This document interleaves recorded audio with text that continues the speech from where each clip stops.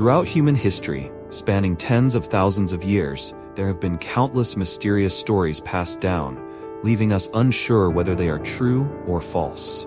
The purposes of these stories are diverse: to teach lessons, to wish for useful things in the midst of a difficult life, or simply to entertain or frighten. These are the mysterious tales of ghosts, gods, demons from hell, and among them, we cannot forget the legends of werewolves, or also known as man-wolves. Even today, science has yet to prove whether werewolves truly exist, despite numerous clear traces left behind throughout the centuries. In today's video, let us explore the origins and chilling stories of werewolves. The first recorded accounts of werewolves, or man-wolves, date back to ancient Rome, found in the writings of Petronius, a senator who once became emperor of Rome.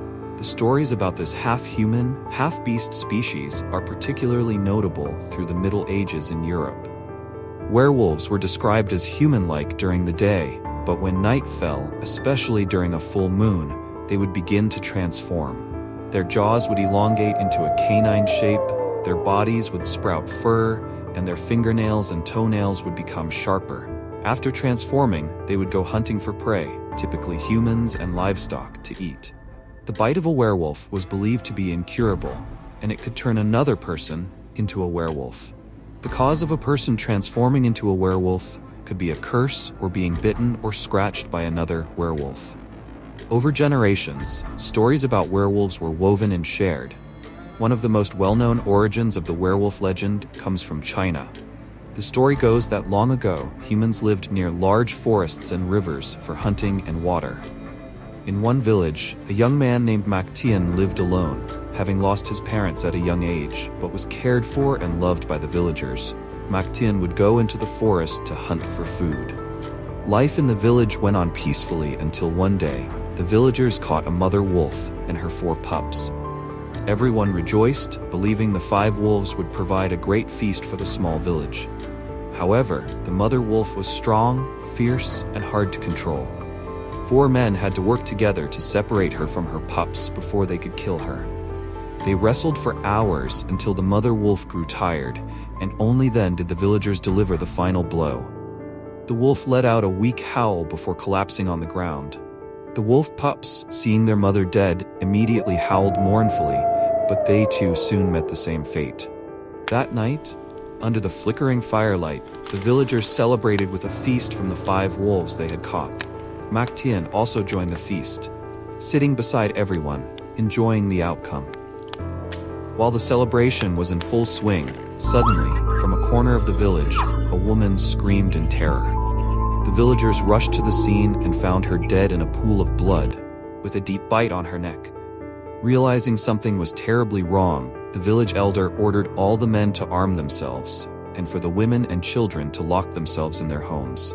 Suddenly, under the bed, there was a long, vicious howl of a wolf. It turned out to be the pack leader. The mother wolf and her pups had been its family, killed by humans. Now the pack leader was leading the rest of the wolves to take revenge. Quickly, during the dark night, dozens of wolves stormed into the village, tearing through everything in a frenzy. The wolves had better vision in the dark, so the villagers were no match for them. The scene was devastating.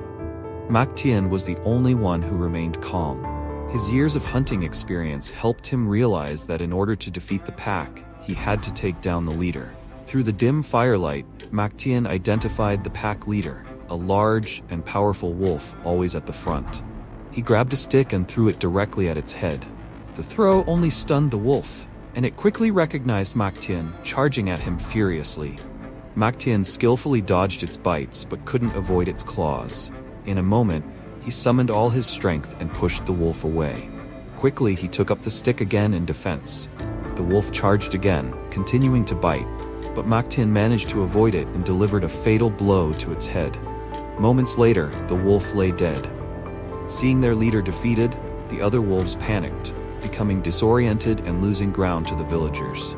The entire pack then fled back into the forest.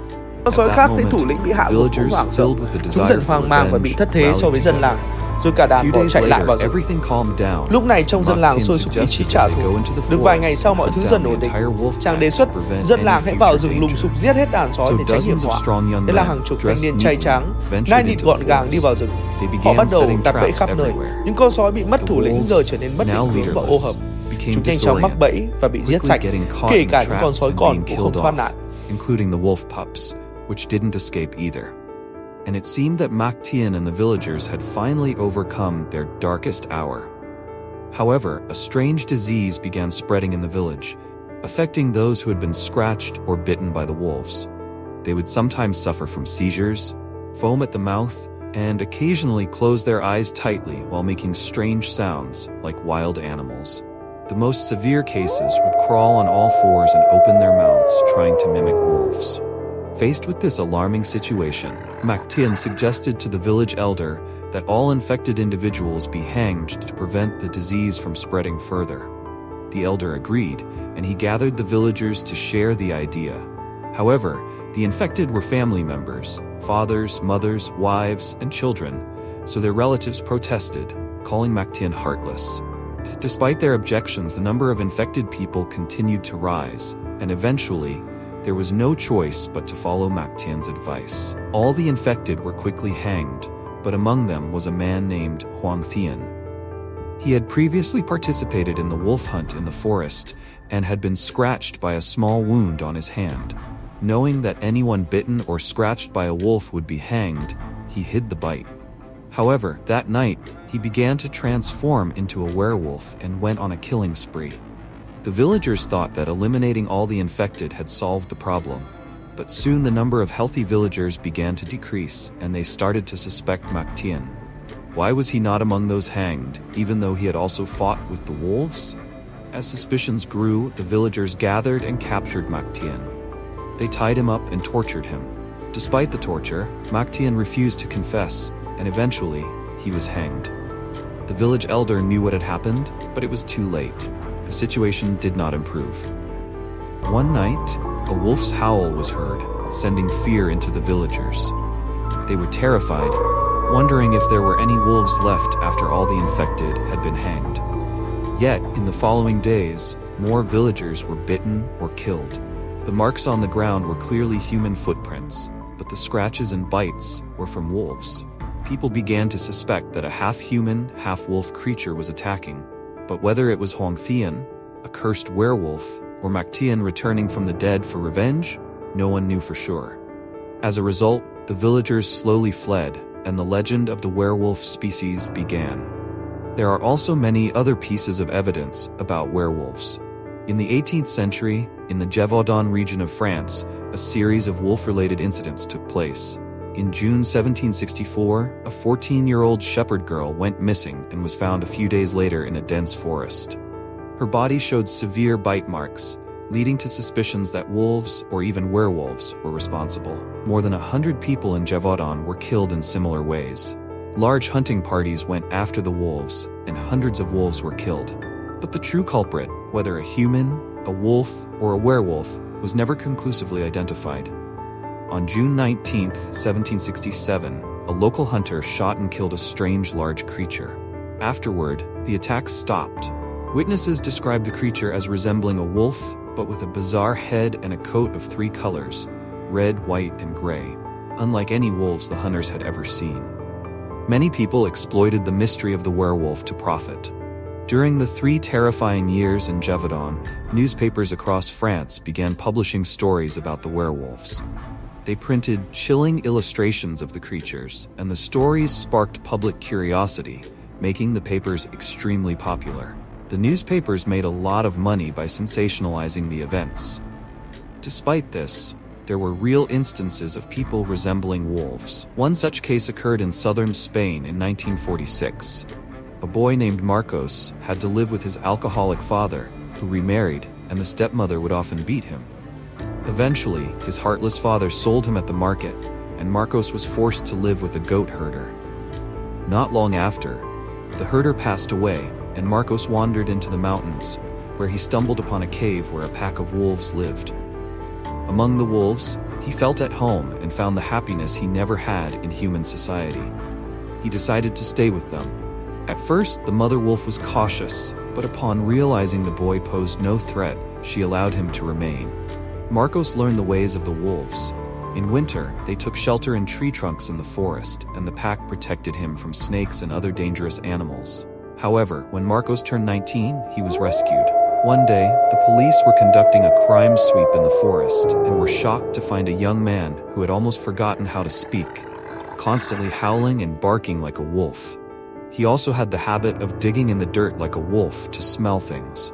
The Spanish authorities tried everything to reintegrate Marcos into human society. After many years, Marcos was 74 years old, but could never find the same happiness he had living among the wolves. He repeatedly returned to the forest in search of his wolf companions, but they were gone. Marcos's true story of being raised by wolves has inspired many films and works of art. The mystery surrounding werewolves has remained unsolved for centuries.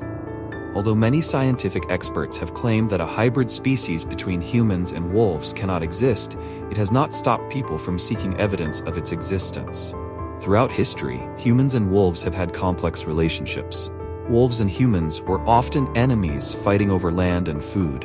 Later, wolves were domesticated as pets. However, it is still impossible to say for certain whether a true human-wolf hybrid exists, or if a wolf's bite could transform someone into a werewolf. The mysterious story of the werewolf continues to endure, inspiring contemporary art.